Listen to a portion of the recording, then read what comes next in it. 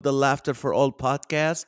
I am Comedian Nazareth, and thank you for joining us for another podcast. Guess what, people? I know it sounds crazy and not much, but we are number 22 in the stand up comedy podcast out of thousands and thousands of podcasts. We are number 22. Praise God for that. And also, thank you so much for watching the Live with Nash show, which tonight will be episode number 330. So we've been with you guys since the pandemic started, and now you are still with us. And today I had the pleasure of doing an interview for KKLA Los Angeles, one of their top shows, and Pastor Dudley Rutherford was a guest host, and I got to spend an hour.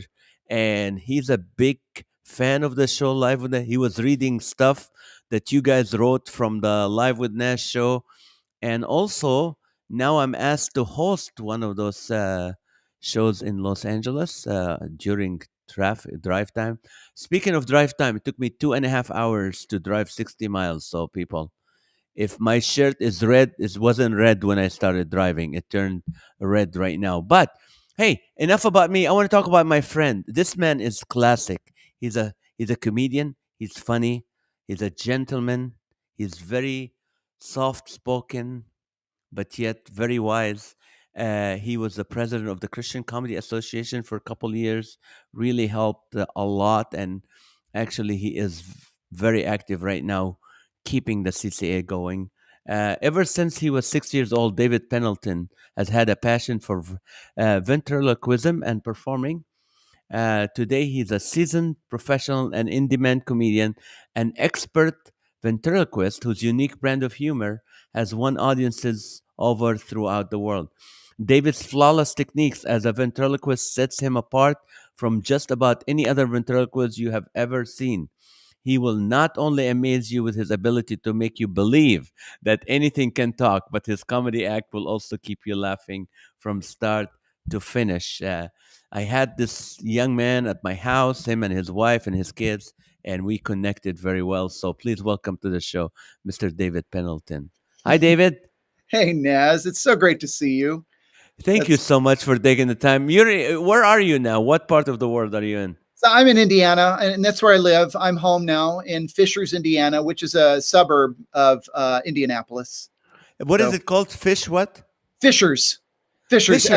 As in like Jesus said, I will make you fishers of men. So Fishers. Yes. Fishers of Indiana. Yeah, exactly. That is awesome. And it's 9:30 p.m. your time. Yeah. I actually just got back from my community group. I had a small group that I've been meeting with for almost 20 years. Wow.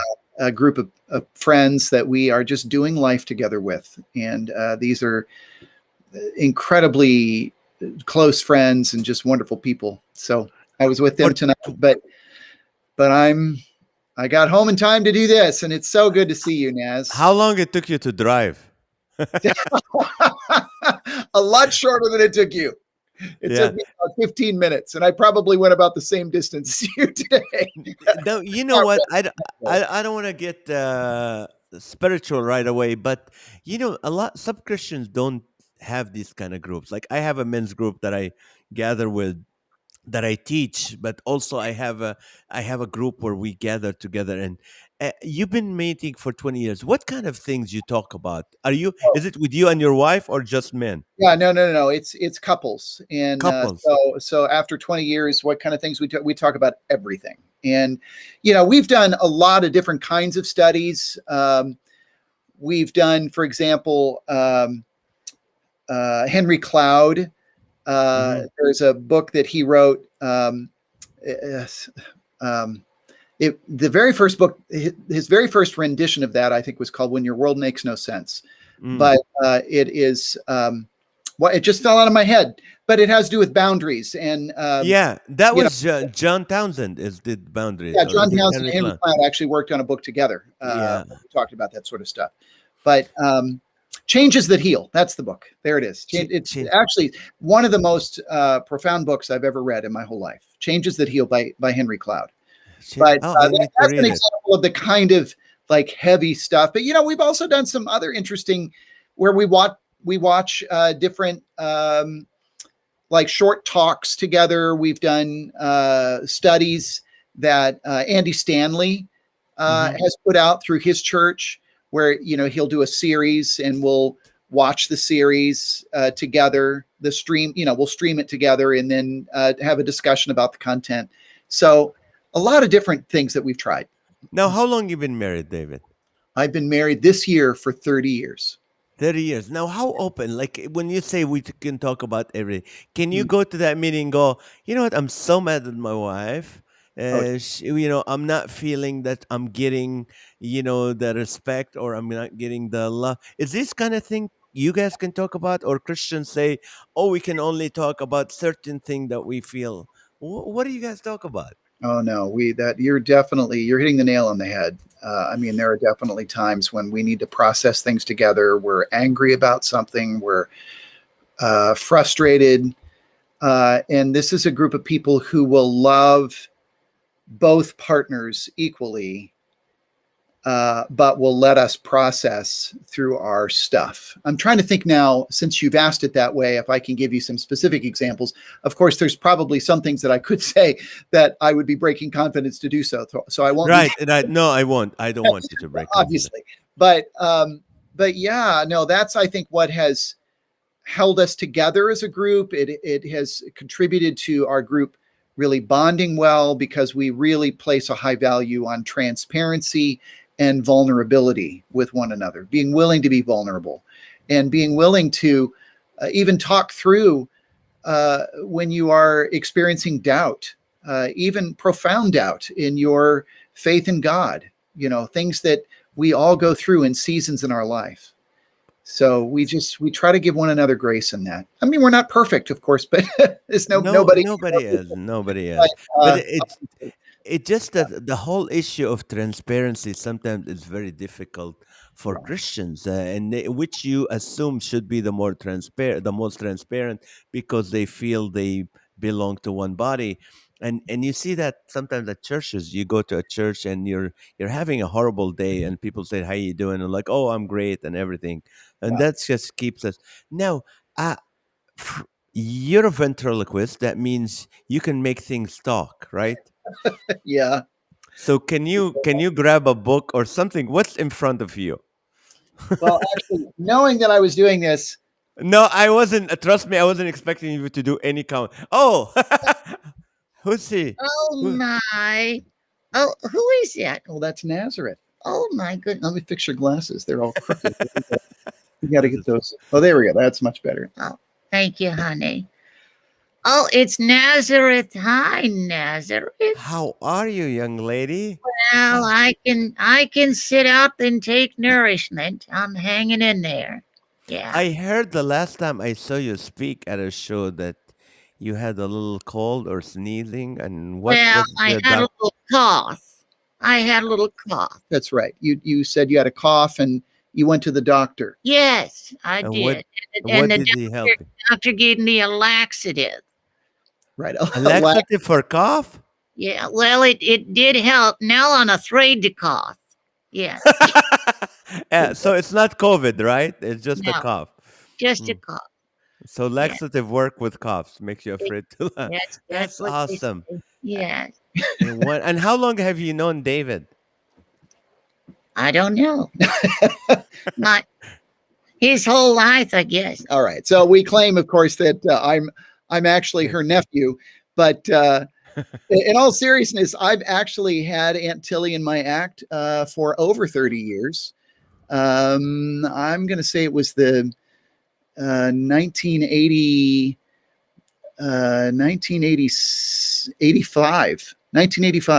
when I first added Aunt Tilly to my ventriloquist act. Yeah. Well, thank you so much. And no, go ahead. You can stay as long as you want. Well, thank you, honey. No, actually, I'm going to put you back. What? I'm going to put you back in the case. I just, Oh, be careful. I will. I just. That is amazing. You're going to ask me to do something. That is amazing. That is amazing, David, that you're able to, because you make us forget that we're talking to you, that you're the one talking. Well, that's the idea. That's the idea. that's the highest compliment, I think, for any ventriloquist is not, oh, gee, I didn't see your lips move, but more, I really just started to believe that Aunt Tilly was real, So I was talking to a dummy. yeah, exactly. I'm talking to Aunt Tilly.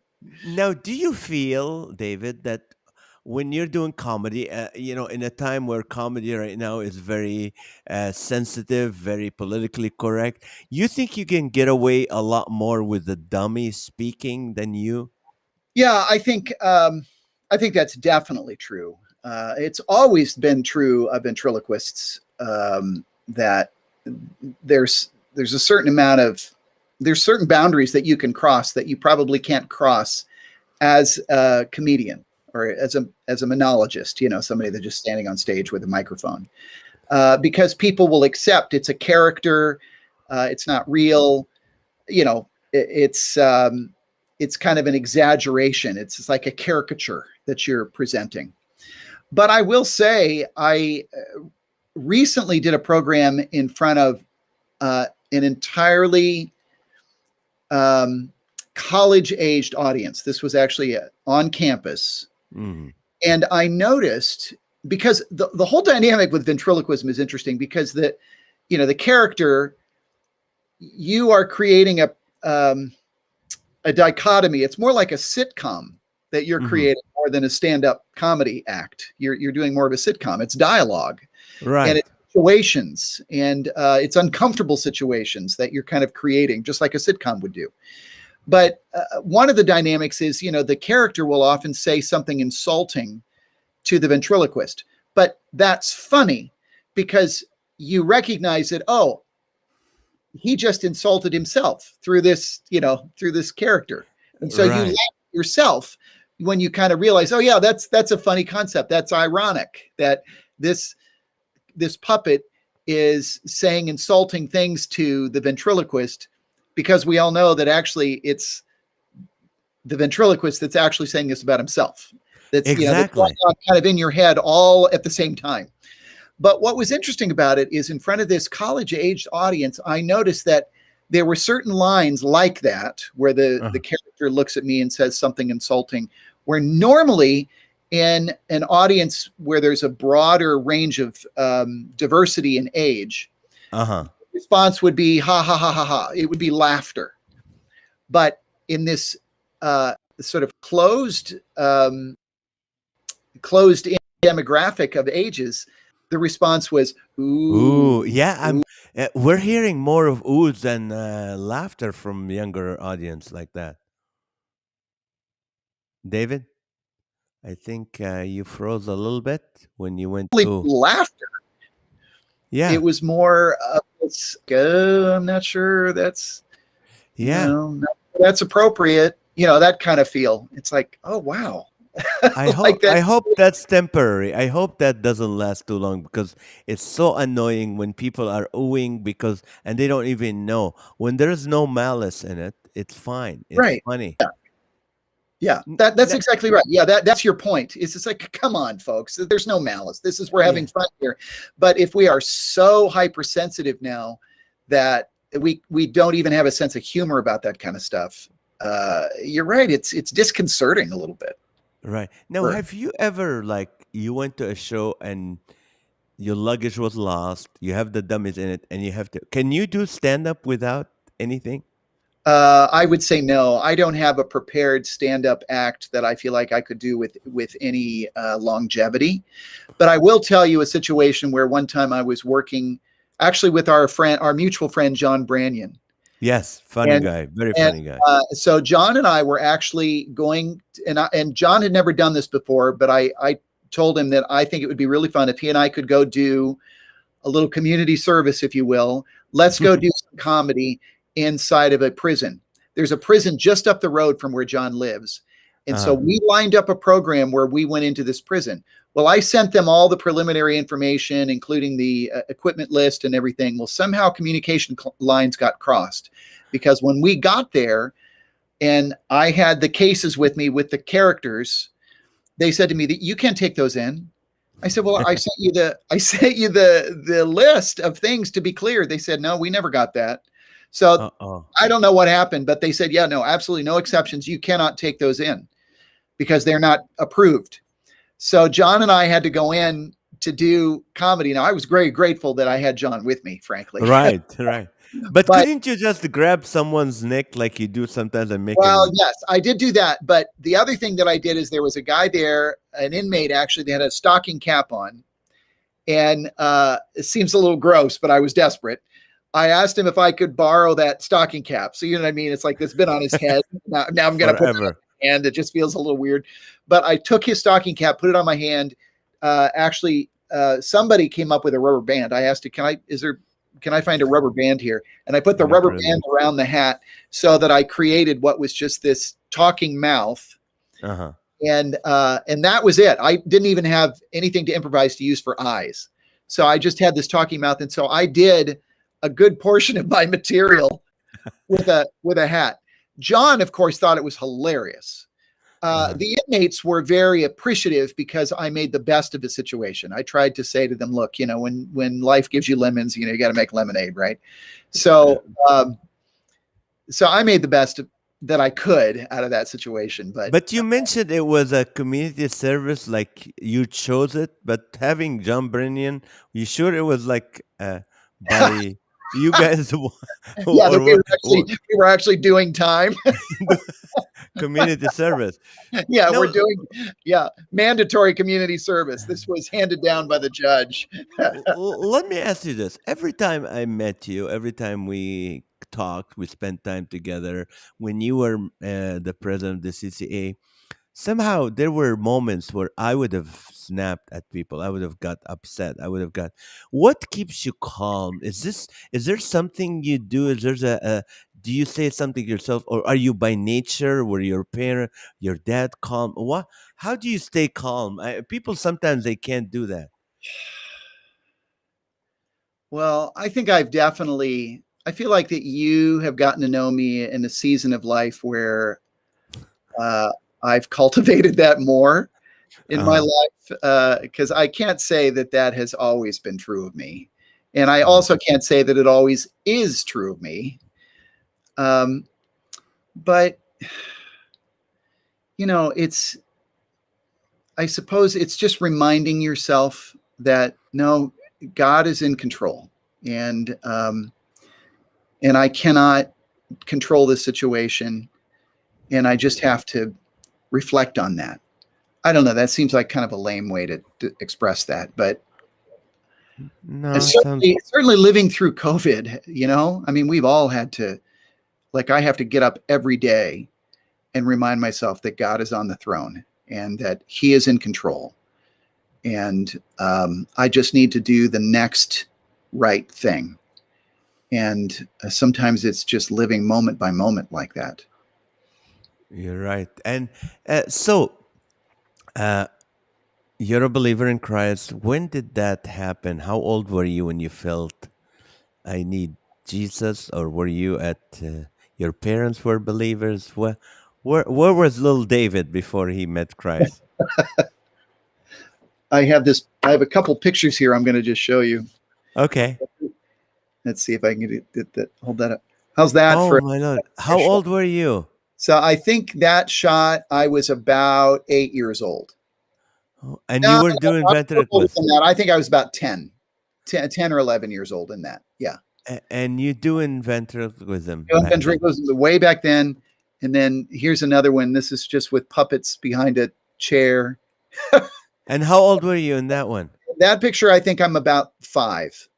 Oh, my Lord. So when did you start? I think you were taking your mom's umbilical cord and speaking through it. Hello, Placentia. Hello. And by the way, somebody asked this question. I noticed that. I can see some of the questions. Oh, yeah. Somebody asked, how did you get started doing ventriloquism? Did you take classes? And when I was 6, my grandmother gave me a little Charlie McCarthy dummy, a little Charlie McCarthy doll, has a string in the back of the neck, you know, the slot jaw mouth. Yeah. And a record called Instant Ventriloquism by Jimmy Nelson. And I listened to that record over and over and over as a 6-year-old and just started to pick up the skills. I hardly remember learning, but this is where, looking back, I would say God had a plan.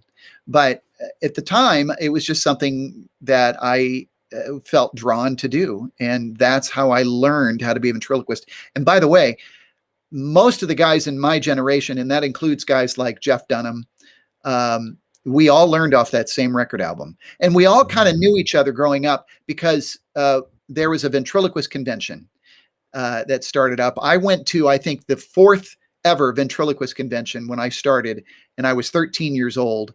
And Jeff was there. He was 15. Jeff's a couple of years older than me. And he's always been incredibly talented. And immediately when I met Jeff Dunham and saw his talent, here I'm a 13-year-old looking up at this 15-year-old, so impressed with the guy. But he was so driven to just pursue excellence in the craft. And but obviously our lives took different directions, but in some ways I just feel like it doesn't matter if you are a household name like Jeff Dunham, big famous person. You just need to take the path that God has put you on and be faithful to what he's called you to.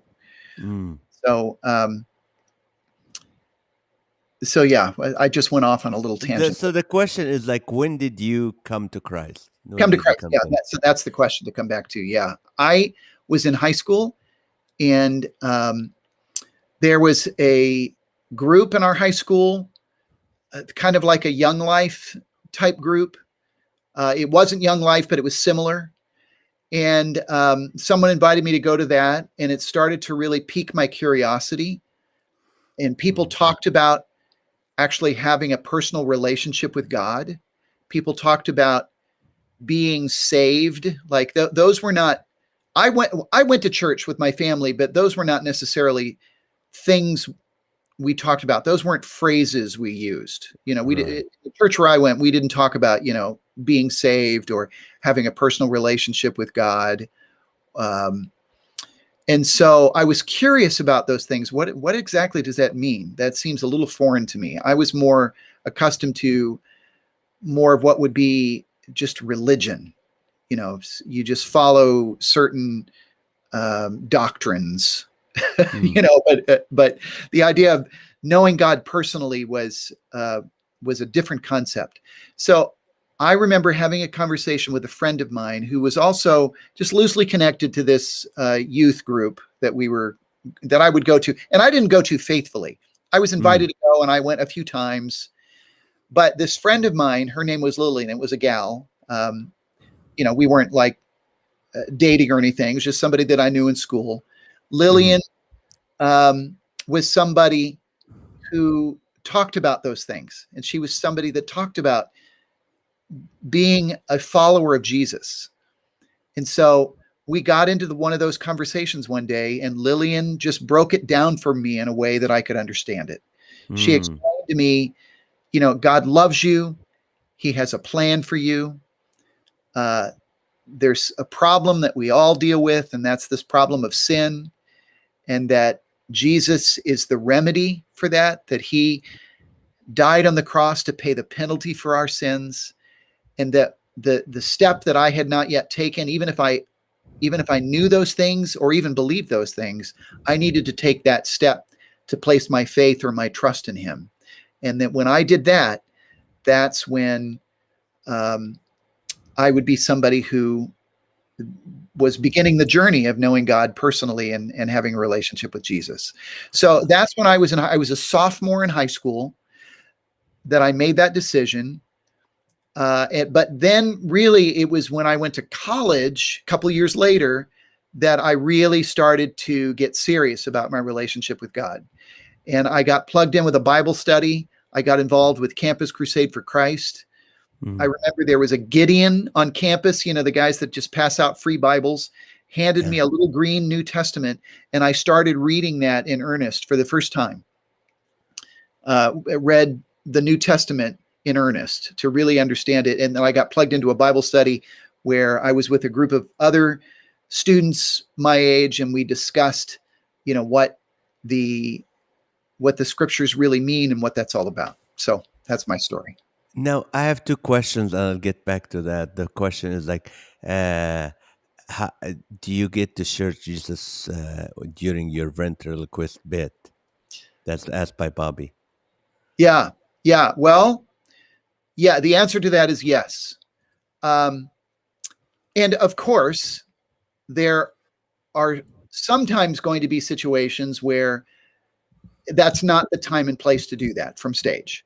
Sometimes, Uh, as you well know, Nazareth, you're a believer, and you know that there are going to be times when you are going to that people actually want you to give some sort of a message, where you can tie in the gospel to what you're doing. That's the whole mm, purpose. I mean, you like me, you've also done prison outreaches where it's yes, very intentional that we're going to go in and we're going to do some comedy, but we're also going to tie in a message, and we're specifically going to share the gospel or our story.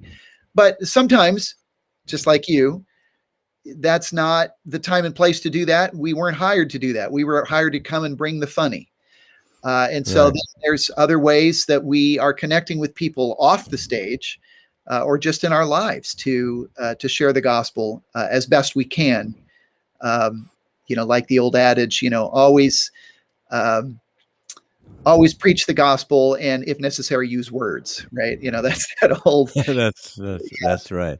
Now Uh, so you you have two boys, I do. and they're older now, and praise God, and they're getting married or they're getting Yeah. engaged So big announcement tonight tonight. in Florida. My Uh-huh. older son Josh asked his girlfriend Maddie, Madeline, or we call her Maddie. He popped the question, asked her to marry him tonight. And So he and is. she said what? She, What did she? well, Josh called shortly after they got engaged, that he popped the question, and it was a FaceTime call, and she held up the ring, and she said, "Well, you're stuck with me now." That's congratulations. That's awesome. We love Maddie. She's just wonderful, and we're thrilled. So And your that's other son? older. Now the other son, Jacob, he's actually also engaged, and he's getting married in October. So Wow. he got engaged earlier this past year, and so now he and Claire, his fiance, will be getting married in October. So we're going to have two weddings here in fairly short succession from one. Congratulations. Now, when your kids were growing up, were teenagers, were they embarrassed that their dad makes his money playing with dummies? You know what? They never were. As far They as I never know, were. they never were. I think some of it was they got to enjoy the perks, because there were times that I was invited to go and do cruise, programs, and I Yeah. would bring them along occasionally. Not always, of course, but when we could, we would actually bring along the whole family, and they got to enjoy the cruise, while Dad was working, doing his shows on stage. And so, what's not to like about that, right? That's right. so, There so was a question, I think it was a silly question, but I'll ask, how can ventriloquism be used in marriage? well, I can whisper sweet nothings in my wife's ear from across the room. That's funny. That's funny. You can, Sometimes she yeah. complains, though. Sometimes she complains because she said that I snore on her side of the bed. So, Have you ever like say something and said, "I didn't say that. That wasn't me." You make someone different voice. I yeah, didn't say. I didn't move. Did you see me move my lip, honey? I didn't exactly, move my lips. exactly. that Yeah, and as that you well know, if you are actually really involved in an argument or a disagreement, that's probably not going to go over very well. So, how but we is do your laugh a lot. how do you deal with your calmness when shows are not coming or COVID happened or you lost shows? How did you handle that? Well, you know what? Can I turn this around, Naz? Turn it around. Let me ask you, how did you handle Well, that? You've probably already answered that quite a few times on this podcast, but I'd like to hear from you. I know you're I interviewing me, but I know that you and I are both involved in the same stuff. So Yes, yes. Yeah, some people think comedians like we have a lot of money and we're like we have savings and it didn't shake. It did. Sometimes as a comedian you live from if you get two gigs canceled, it's gonna affect you. yes, I am in shock to this day how the Lord came through yes, and covered our expenses. Yes. and above and beyond what we needed. And I did do a lot of, I did 2 Zooms or 3 Zooms. I think what happened is I decided that, speaking of me, when I have a ministry to the refugees, and I started it back, co-founded in 2009, and I'm, chairman of the board. I give decisions. I meet with the exec. Today is another day. I met with the executive director. We raised funding and all that, but I never get paid anything from it. I don't want to get paid. I told the Lord I never want to get paid from it. So what happened is, because I was off, I would go deliver food to refugee Yeah. Of families, course. Yeah. Afghanis, Afghan, and somehow God just took care of us. Yeah. My Laughter for All ministry, they decided, the nonprofit that I started 7 years ago, they decided they're going to cover my expenses, Yeah. my bills. So I am Yes. now I'm back to, I'm booked the next 8 weeks in a row, and the last months in every weekend. David, it's nothing I did. It's the Lord just Yes. provided it. And I used to sit and watch. I go, how come they're busy and I'm not? Yeah. But okay, your turn. Back at you. Yeah, well, my story is almost identical to that, where it's like the oil in the pitcher, right? In Yeah. where you just go back to it, and you pour out what you need, and then you come back, and it's just like it's never ending. Somehow the Lord just replenishes that, and it's really hard to explain. It's like I don't know where that has come from. Um, Linda and I actually work under the auspices of a ministry, the Campus Crusade for Christ. So that was a part of my story that I was telling you about, my Right. faith I was journey. And I came on staff with Campus Crusade actually right after college. And then what happened was I followed a path where I then began to use what I do as a performer under the auspices of Campus Crusade. And so what that means is, initially when I came on staff, I was a regular Joe campus staff guy. I was on a college campus. I was leading Bible studies. I was just, doing what a typical campus Crusade for Christ staff would do. But then I was getting calls to do my ventriloquist act. And sometimes it was other campus directors who were calling from other campuses saying, hey, can you come do an outreach on our campus? Because this is a great way to kind of draw a crowd and, get people out to come to a show. And so I would do that. And then my own campus director that I was working under on the campus where I was, which, by the way, was Kent State University in Ohio. Oh. After a while, I got to be like, okay, this is tricky because I have ongoing responsibility here, but I'm actually being called to do some things over here, and now they're in conflict. And so then basically they freed me up. And they said, look, what you do is so unique, and you are basically skilled to be able to do this. Mm-hmm. We need to free you up to be able to do that more, where you can travel and be on call. Mm-hmm. And so I started doing that. Well, then that just kept growing and expanding. And so that's what's happened for me. But initially I came on staff, was raising support, but then I also would start to do gigs early on where I was getting paid to do those. But that money would actually go into a Campus Crusade fund, out of which I'd get a salary. I don't need to go into all the details, but basically. Right. But that's hard sometimes, because what if you get paid a lot for a gig, and sometimes we get those big 10 and 20,000, and and you go, wait a minute, I Well, get that? Yeah. Well, actually, in my case, it was fine because it would go into an account that was earmarked specifically for what I was doing within Crew. And so it's not like that got absorbed by someone else. Right. In many ways, it was like forced savings. Right. So then I cultivated that ability basically to live on a fixed income. And that's actually one of the problems with guys that do gigs, is that, as you well know, it's feast and famine. Right. And so you get the good gigs and you're riding high, but you got to be careful that you are maintaining a certain lifestyle, that doesn't all go away because you're consuming it in such a way that now, you're upside down in your finances. And that's a harder thing, David, for a lot of entertainers, a lot of self-employed people. Yes. Like, you have seasons or months where you make a lot of money, but you had months with famine, and when you're in famine, you're not buying clothes, Yeah. you're not going on vacation, you're not going to the movies, you're not eating out. And then when the feasts come, you start doing all that, and then you notice you didn't save any money, and Right. then it happens. But Oh, and you're exactly right. You really have to be. That is a whole discipline in and of itself. right. And we just had to learn that early on, that this is how this is going to work.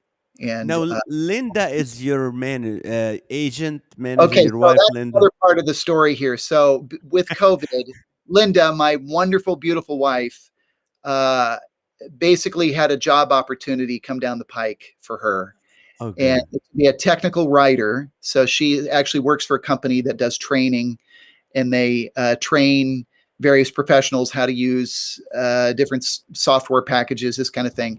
But there has to be curriculum that's written, and along with that curriculum, you need to have consistency in the writing. And so Linda would be the proofreader, or has become now the proofreader and the technical writer that contributes to that whole process. So she now has a job So, working in that industry, which has been an incredible blessing as well. so you So, have to book yourself now. well, exactly. So now it's back to kind of the way in the way old days when it was just me, doing it. But Linda, of course, still helps with that, and she can still come with me because this particular job um, is a work from home kind of job. So as long as she Oh, has internet access, she can work. So oh, that can't happen, like blanket across the board, but within reason, she can actually still, be with me on trips and helping out with what I do. So, what's the worst gig you've done? oh wow. You know what? I'm sure you're the same way. You kind of put them out of your memory, right? It's like I don't want to remember No, that. some when they hurt, you remember them. Yeah, that's true. I suppose the ones that are hardest. I'm trying to think of a specific one. I remember one where, how you send the client a writer, and we've actually gotten to where we send them a writer and we show them a setup, and we say, okay, here's how you should set the chairs up. If it's a corporate event, if there's a dance floor, you don't want to have people sitting around the dance floor with this big whole Right. gap, between you and the audience. So we'll actually show them that picture, but then we'll put an X in it, like, do not do that, And I showed up, and it was as if they read the writer such that X was what you're supposed to do. Oh no. So, those, it's just like, you're there on behalf of the company to provide entertainment. The people that are coming to see your show, they're not there to see you. They see you as just as a total interruption to their evening. Yes, they So want to dance. you have to work really, really hard. So those are the most um, difficult ones that come to my mind, that it's just like, oh my goodness, I just need to hit my mark, say my lines, and get off the stage as fast as I can. Um, Uh, I suppose there was another situation where it was an outdoor event. And once again, it has everything to do with environment. They had set up this platform, and I was performing on the stage, and behind me was this busy road where trucks were pulling up, ah, air ah, brakes, hitting their air brakes and all that stuff. All that's going on behind me. And when they set up the stage, they never really thought about the time of day. And so that was the time of day when the sun was setting right back here. And ouch. so everybody that's watching the show is like doing this. They can't see you. They can't even see you. Oh my goodness. Yeah. So it's mostly those. Would you agree? It's mostly just the environment that just kills you when you're I, trying to put on a good show. I add couple grand when it's outdoors because Yeah. your voice is gonna be gone. Yeah. They're gonna be the ambience. You gotta fighting against the environment. Uh, what kind of father were you? Were you this calm? Were you disciplinary? You had two boys I close wish to I you. could say I was always just this calm, idyllic, I just handled my sons with such finesse and grace. But I can definitely remember times when I would totally lose my temper, and, you know, just fly off the handle. And, you always are just so embarrassed, when you kind of come to your senses and you realize, oh, I was way too hard on him. I was never somebody, of course, that would lift a hand or, do anything, thankfully, by God's grace, like that physically. But how you can say some harsh words. Right. And so, there are always things that you regret. But thankfully, I think that even there, that God gave me the grace. And that's also why, we have our wives, right? Who Right. kind of step in and say, wait, David, I think maybe you need to go take a break right now, Yeah, take a walk. I'm the other way around. I'm the one because I'm the calm guy. Not the calm guy. I am the guy that felt guilty because I was gone, Oh, on gigs.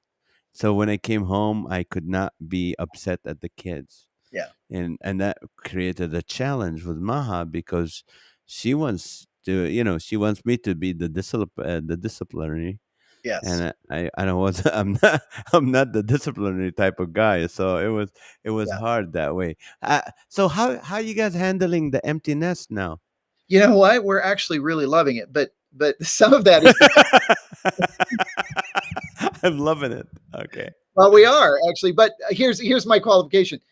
Our two sons live relatively close to us.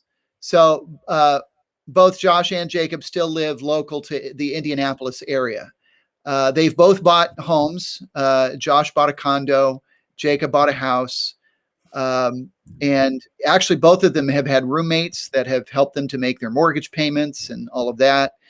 So they've been very wise in how they've, kind of left the nest and made wise investments in their future.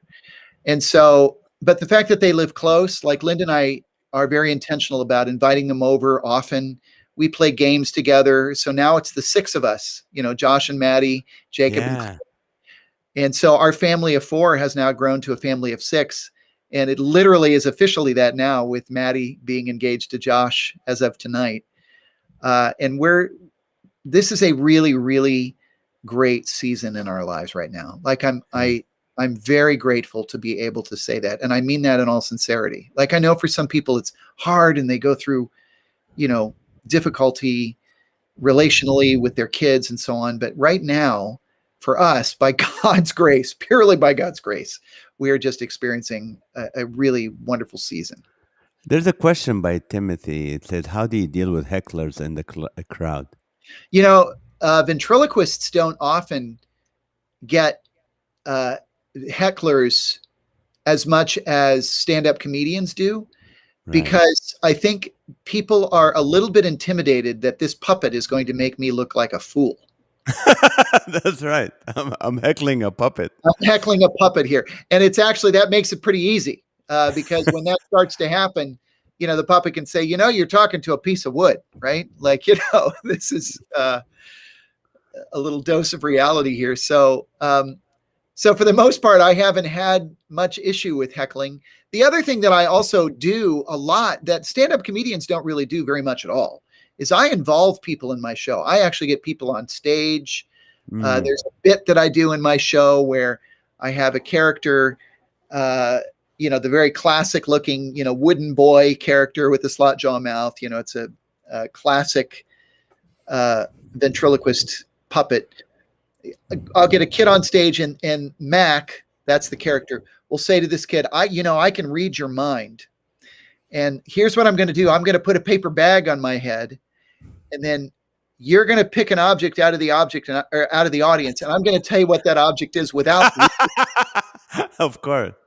And so the gag is, Mac has turned his head around, and so the kid is holding up the object. Okay, here's the object, and then Mac turns his head around, and there's a hole in the bag, and he's looking at it. But I'm looking the other way, like I'm saying, well, this is really amazing how he's going to be able to do this. And of course, the kid is looking at Mac, and then he'll do things like he'll hide the object behind his back, not knowing it's a dummy. Yeah, exactly.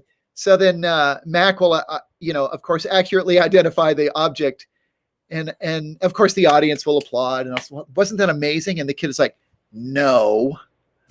Well, What are you talking about? I know how this was done.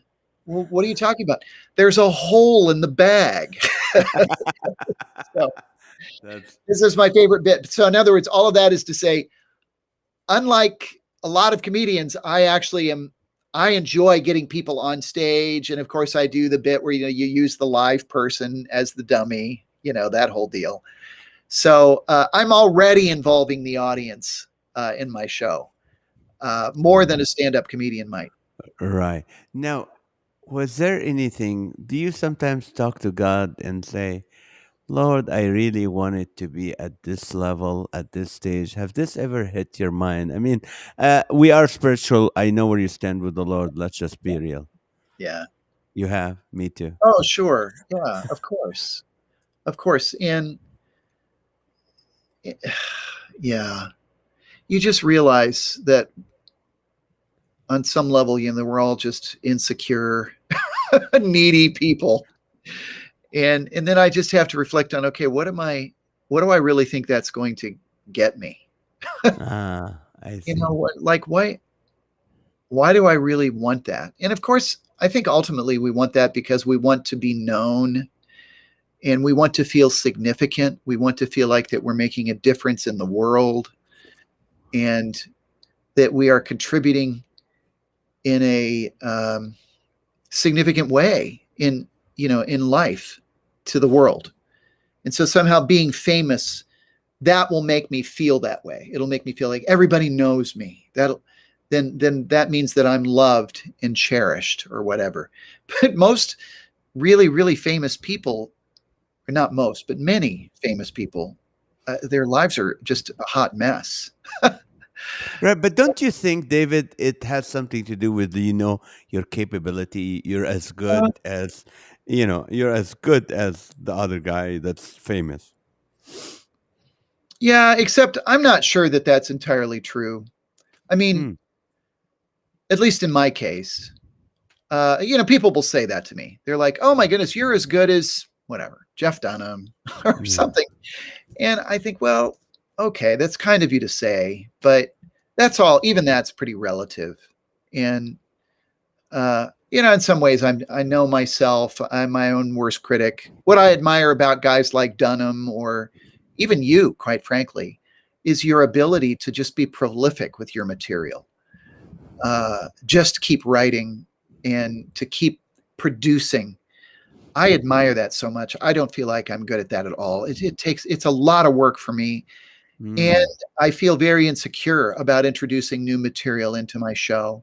In that way, I'm a little bit OCD. Like when I put something on stage, I want it to be like polished, like like I've been doing it for 25 years. But that's impossible. You can't do that. The only way for something to be polished, like you've been doing it for 25 years, is for you to actually have been doing it for 25 years. But it's intimidating to try to introduce new stuff and to expect it to be as polished and even as good as this, the standards, that you're used to. So I'm just very aware that I don't feel like I'm a very prolific writer and producer of new content. And I'll joke around with somebody. I'll say, well, I'll, sure, if you want me to come back to your thing next year, I'll have a whole new hour of material. It won't be funny or entertaining, but it'll be new. But to me, you know what? Let me not change your mind, but let me tell you what keeps me writing new material and trying it. Number one, it's one thing to write because during COVID, I wrote a lot of stuff, but I didn't get to perform it. But what is your best bit? What is your best bit, David? In your whole act, what's the best bit that you do? Well, the one that I just described is certainly my favorite bit. It's pretty ironclad. It works, almost all the time, and it's a little bit different each time because it's a different kid, and there's always a little bit of intrigue. What's going to happen next because you've got a kid on stage with you. So I would say that Aunt Tilly. That whole Aunt Tilly routine that I do. That's also interactive. Aunt Tilly gets an audience member on stage. she sings to that person, and we do some jokes and some callbacks, relative to the jokes that I've done before I've gotten them up there. Uh-huh. So yeah, that's how I'd answer that. Okay. So the whole thing for me is, well, remember the first time you did the Antilly? Yeah, Remember the first time you did that bit? Uh, that was new. If you did not try that, right. this wouldn't be a new bit. So when I'm writing every day, all right, I go, that could be the next huge bit. Now my best bit is the snoring. I cannot close. I have to close with that. It's huge.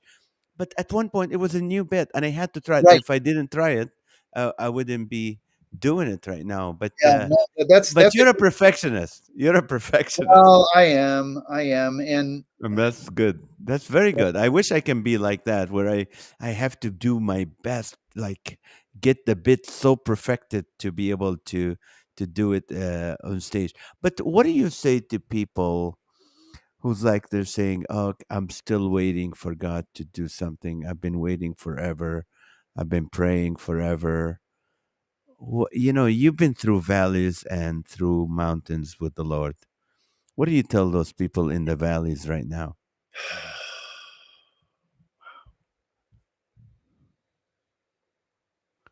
uh, I suppose the thing that seems most practical to me is to make sure that you are engaged, and I suppose too, because I can relate to this the most. Make Mm, sure that you are not forsaking relationships with other people. Make sure that you are staying in contact and pursuing friendships, and uh, and cultivating the skill of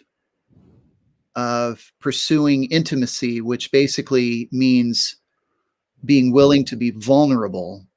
That's how you pursue intimacy, is by being vulnerable with people. Um, and this was something that I learned early on in my life. I tell this story a lot, but I went through a time where I was in kind of a deep valley in my life, and I mm, started going to counseling. And the counselor asked me two questions that absolutely changed my life. The first question was, "Who are you intimate with?" And of course, intimate, that word, don't read into that. That, like, we're not talking like sexual intimacy. sexual, yeah. We're talking about intimacy, like deeply bonded, close friendship kind of relationship. Who do you have that kind of an intimate relationship with? And as I reflected on that, I really discovered that I had that in my life, but I didn't have it in my life at that time. Mm, I had allowed myself to kind of forsake even pursuing that. I never thought that was something that I even needed to pursue. I just was kind of going on with life, but was neglecting doing that.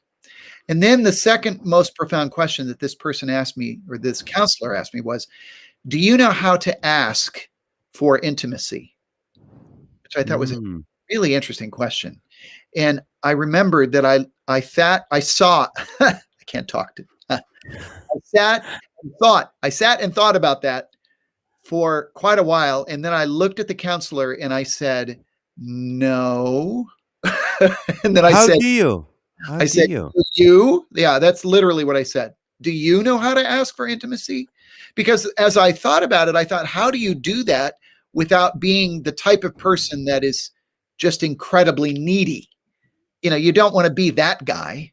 You don't Mm, want to be like, "Oh, I need, would you be my friend?" This desperate kind of thing. That was kind of how I was perceiving what it meant to ask for intimacy. And actually, the counselor said, "David, you know how to do this." He said, "I think you're overthinking it, but I'm confident that you know how to do this.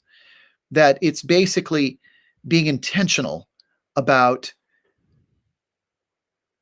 with the people that are in your life, the people that you know, being intentional about being vulnerable with them, and being willing to kind of sit with one another, in your pain, mm.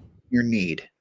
So you mean being open, just meeting? But isn't that you can get hurt with opening up Yeah, to the wrong yeah, you people? sure can. You sure can. So you have to be careful about that. You have to be Can selective. emphasize intentional. How do you become? I still don't get the intentional about being intimate, finding people to be intimate with. Well, um,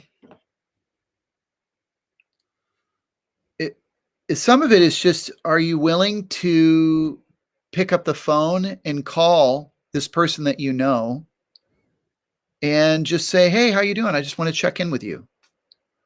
That's intentionality. Um, it's and for guys, it can be really intimidating because it feels weird Hmm. because we're used to getting business done. So hey David, what's going on? Why are you calling? Well, I'm Yeah. calling to check in. I'm just calling to say hey and see how you're doing. Oh, well, all right. Yeah, I'm good. Is there a problem? Is is is there, is there something I can solve for you? Is there something you need? Do you need money? Like Yeah. we kind of will do that.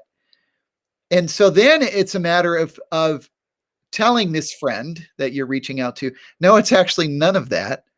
I just need a friend. you know, Wow. Wow. I just need somebody to be my friend. And I need somebody to just process some things with in life. And, here's what I'm thinking about right now, or this is where I'm struggling right now, whatever it might be. Most people really actually are very responsive to that. You would be, right? If somebody Yeah, I called. would. I would. I love that with people. But then again, I'm the type like it's very few people because of the number of people that because I love people Yeah. and there's a lot of people around me and Yes. I try to be with everyone, give them their time and I found that I can't do that because of the ministry and all that. So Yeah. I'm trying even with just my own family to really take each one individually to spend Yes. time with them and just be intimate with them on a different level other than do you need any money, how can I help you, what do you Yeah. want, you do that. So that's a difficult part and I feel I'm shortchanging a lot of great people that I can be intimate with in a friendship level and all Yeah, that. yeah.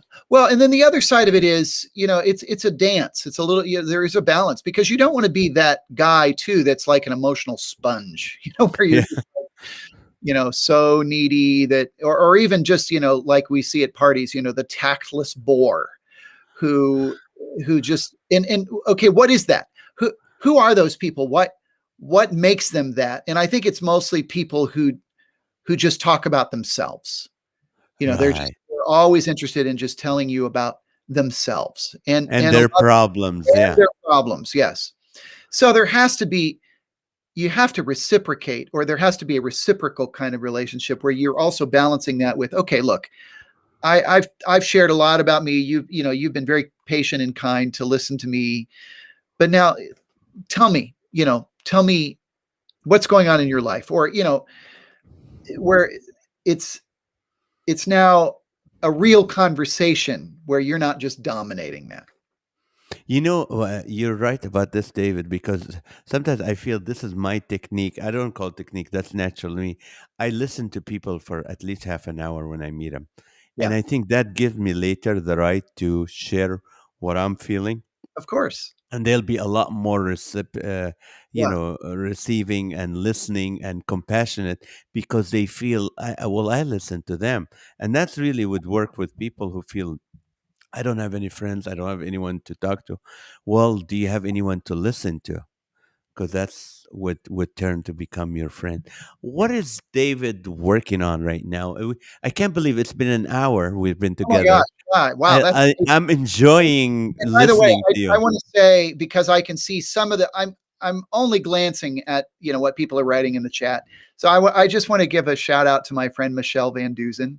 Oh, Uh, she is amazing. Michelle, you are such a sweetheart, and it has been a very, very long time since we've talked or interacted. And I just want to say, it's nice to hear from you. It's so fun that you're here and that you're sitting in on this this conversation with Naz and I. And thank you for your very kind comment earlier. She said, you're a great entertainer. And see, that's You the other. are. You're so sweet. It's very kind. But that's one of the things I appreciate about Michelle is that she's just always full of enthusiasm and encouragement. And that's the other thing, too, that I admire in other people. And I want to try to emulate as best I can. So, Michelle, occasionally when we do a show every night, but it's 11:30 your time. If you stay up late, you can just laugh with us for an hour every night, 11:30 Eastern time. It's called Live with Naz on Comedian yeah, Nazareth. yeah. And you know what do you call it? Michelle kicks in and she throws some funny answers. We ask questions, stupid questions or regular questions, and people answer. And she's really funny. Now, tell me, what are you working on? What are you doing right What are you now? working on? Okay, that was the question. Believe it or not, I've actually been thinking about and pondering opening a venue in my community. I've actually bought a domain. I live in Fishers, Indiana, and I've bought the domain, which is nothing, right? It's like $50, so what? Yeah. Investment. FishersComedyandMagic.com. So Oh, my dream is to have something like Hermosa Beach, Comedy and Magic, Magic Club. Yeah. the Hermosa Beach Comedy and Magic Club. Mine would be, obviously, as a believer, it would be very important for me to make sure that I carefully vet, what is on the stage, if that's going to be a venue that I am, that I have ownership in. But it would not just be a place for me. Like, I'm sure I would be on stage and I would probably host things and welcome people and so on. But I realized during COVID that what I really want to be and what I really am passionate about is bringing people together in community. That's why I'm so passionate about the Christian Comedy Association. I love the idea that we can bring people together in community.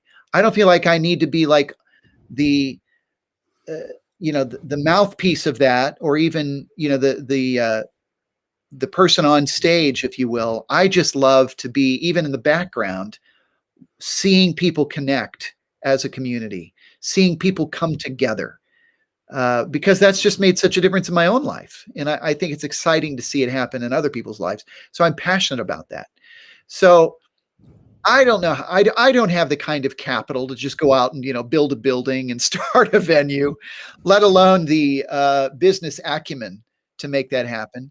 But I've been praying that the Lord would kind of lead me to the next step, into the next relationship, into the next person that might participate, or perhaps investor. So I'm doing an outreach actually for my church coming up here on September the 11th. And it's an evening of comedy and magic. And it's myself and a buddy of mine, John Mobley, who's a very talented, very funny magician, who's also local to Indianapolis. So he and I are going to do this comedy show. It's an outreach for the church. And we are advertising it on FishersComedyandMagic.com. So if you went to that domain right now, FishersComedyandMagic.com, you'd see that one show that we are promoting. But eventually this could grow into something where it's not only just shows that perhaps would even float around, in different venues, but ultimately that it would have its own place where it would live and its own venue. So how far are you from an airport? We personally, like in Fishers, we are about a 35 to 40-minute drive to the other side of the city to get to the airport. That's not bad. So the comedians can fly. How much money do you need to start this thing? If you need a building, and you can rent a building or a restaurant. Yeah. And here's the thing. I mean, I've been dreaming about this, but I have not written an actual business plan yet. So I don't know. I could only guess. And I suppose it all depends on what kind of a venue, are you going to own it? Are you going to rent it? Like you say, Yeah. I don't know. I used to have a comedy club in Southern California, but I never had to own it. There's a church that had a building that was empty.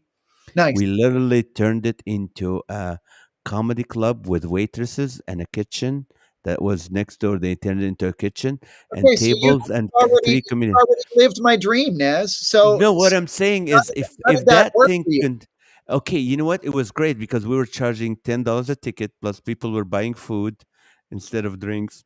Yes. And I had three comedians that the headliner was actually in town for something else, so I was Yep. able to give Yep. him just $1,000 or not more. Yeah. But uh, if I continued, and then what happens? The church one pastor that worked at the church decided he wants to be a comedian, and he wanted to take it over and do that. So the whole thing's, and then one of the pastors that helped with it left the church. So it's tough. But if I continued somewhere else, but I didn't have the time because I'm traveling as a comedian, this could have easily turned into having a partnership with a restaurant that Yes. needs people and say, Yes. hey, you give me this side of your room, I'll do the comedy, you guys get the food, and then eventually you buying the building. Yeah. So it Exactly. doesn't have to be right away, but I can see that. And can you book me for week 2? Nazareth, you can be absolutely sure that if this thing gets off the ground, that you are on my short list of comics that we want to bring out for And this. I know we have 1,800 downloads for each of our episodes. So I want to say, if you're an investor or looking for an investing opportunity and you want to talk to David more about it, or even you want to hire David, David is very, very professional. If you're a corporate, if you have a hotel, if you have a church, I mean, David is very amazing. People will leave standing ovation. I've seen him many times, just very funny man. So how can people get a hold of you, David? Well, my website is anythingcantalk.com. So they can email me, of course, at David at anythingcantalk.com. If you just Google my name, David Pendleton, and particularly David Pendleton ventriloquist, then you're going to probably see my website. That'll be at the top. If it's there are some agents that have me listed. So if it's an agent, yeah, I mean, you can go to them, but No, call directly. Go to David. You know yeah. what? If you need to get a hold of him, you can contact me too. I will get you in touch with him. David, thank you so much. Here we go. Michelle, put your website up there. Oh, thank you. Anythingcantalk.com. Yeah, thanks. That's awesome. And D- what was I going to say?